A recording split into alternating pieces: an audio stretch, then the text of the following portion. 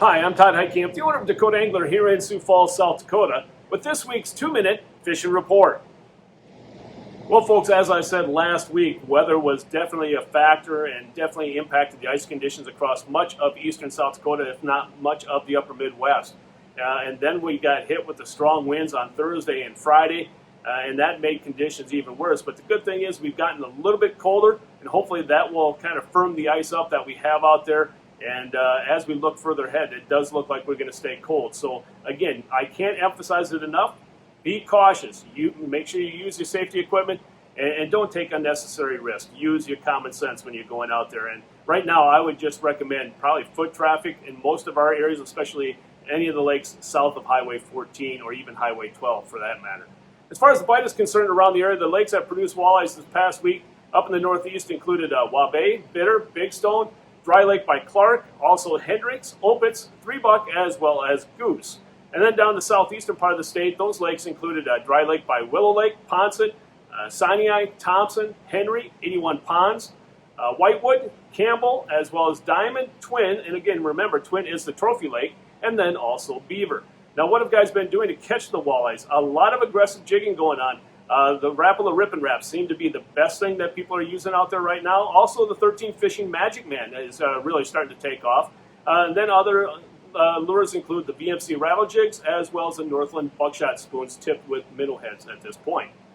And then also the perch bite around the area, again, seems to be affected by the weather, but a few guys have put in their the work and finding the active perch out there across the area.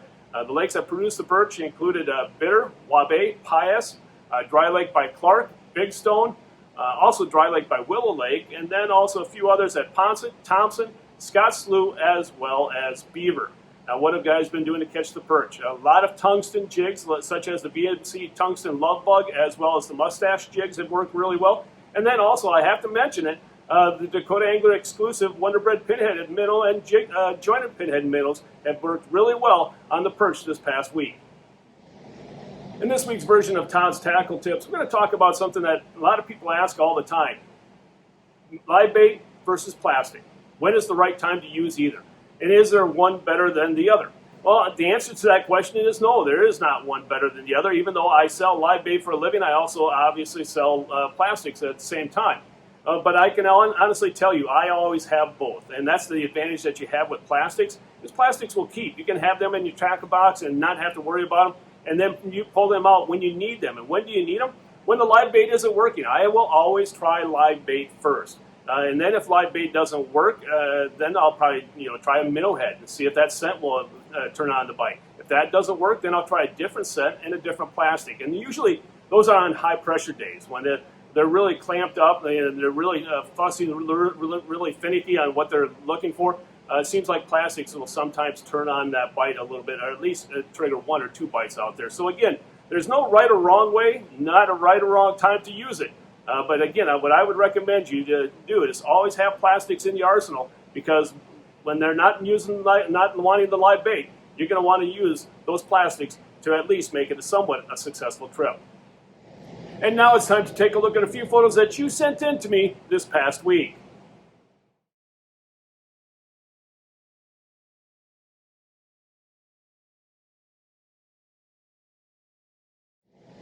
And remember, folks, if you'd like your photo included in next week's version of the 2-Minute Fishing Report, please send it to me. Send it to Todd at DakotaAngler.com or post it to our Facebook wall. And if I use your photo, your name will be entered into a monthly drawing for a $25 gift certificate. And folks, before we end this week's report, I want to remind you of a couple of things. First off is our Wonderbred Pinhead Minnow Challenge that we have going on for the month of January. Again, for you to participate, all you need to do is to buy a Wonderbred Pinhead Minnow or a jointed Wonderbred Pinhead Minnow from Dakota Angler, because that's the only place that you're going to get it. And then send the photo to me for the walleye, perch, and crappie. We'll give out prizes for the top 2 biggest fish in each category. But in order to qualify, the photo also has to have the photo of the fish with the jig in the mouth and alongside a measuring device like a ruler or a scale to show the weight. So those are the qualifying factors, no money involved whatsoever. But if you want to participate, you need to buy a jointed or a regular Wonderbred Pinheaded Minnow from Dakota Angler. In order for you to do that, you can either stop here at the store or also shop online at DakotaAngler.com. Well, folks, that's this week's version of the 2-Minute Fishing Report. For Dakota Angler, I'm the owner, Todd, and as we say around here, fish on! We'll see you next week. Thanks for watching, folks, and again, stay healthy and please stay safe.